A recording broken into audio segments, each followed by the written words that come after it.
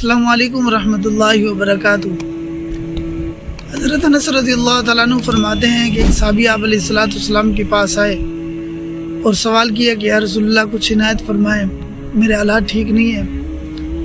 آپ علیہ الصلوۃ والسلام نے فرمایا کہ گھر کے اندر تمہارے پاس کیا ہے؟ ان صحابی نے عرض کی کہ یا رسول اللہ گھر میں ایک ٹاٹ ہے جس کا کچھ حصہ جو ہم بچھاتے ہیں اور کچھ کو پہن لیتے ہیں، اور ایک پیالہ ہے۔ حضور علیہ الصلوۃ والسلام نے ارشاد فرمایا کہ پیالے کو لے کر آؤ۔ تو آپ علیہ الصلوۃ والسلام نے اپنے صحابہ سے ارشاد فرمایا کہ اس کو کون خریدے گا؟ ایک صحابی نے عرض کی کہ یا رسول اللہ اس کو میں 1 درہم میں خرید لیتا ہوں۔ حضور علیہ الصلوۃ والسلام نے ارشاد فرمایا کہ 1 درہم سے زیادہ میں کون خریدے گا؟ ایک صحابی نے عرض کی کہ یا رسول اللہ اس کو میں 2 درہم میں خریدتا ہوں۔ حضور علیہ الصلوۃ والسلام نے فرمایا یہ پیالہ لے لو اور 2 درہم دے دو۔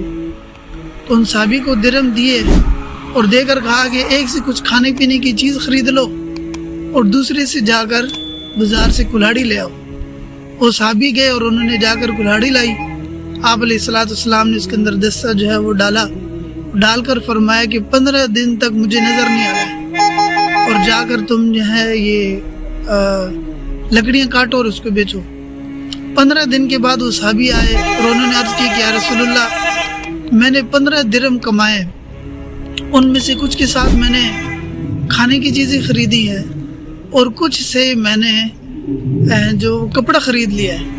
آپ علیہ الصلوۃ والسلام نے ارشاد فرمایا کہ میری بھی یہی منشا تھی کہ قیامت کے دن جس وقت تم اللہ تعالیٰ کے دربار میں ہو تو تمہارے پیشانی پر سوال کا اور مانگنے کا سوال جو ہے وہ داغ نہ ہو، بلکہ تم اللہ تعالیٰ کے دربار کے اندر جس وقت حاضر ہو تو تمہیں کسی ایسی چیز کی طرف یا کسی ایسی چیز کی وجہ سے تمہاری جو ہے اللہ تعالیٰ کے دربار کے اندر نظریں جھکی ہوئی نہیں ہونی چاہیے۔ خود کماؤ، محنت کرو اور خود اس کو پھر استعمال کرو۔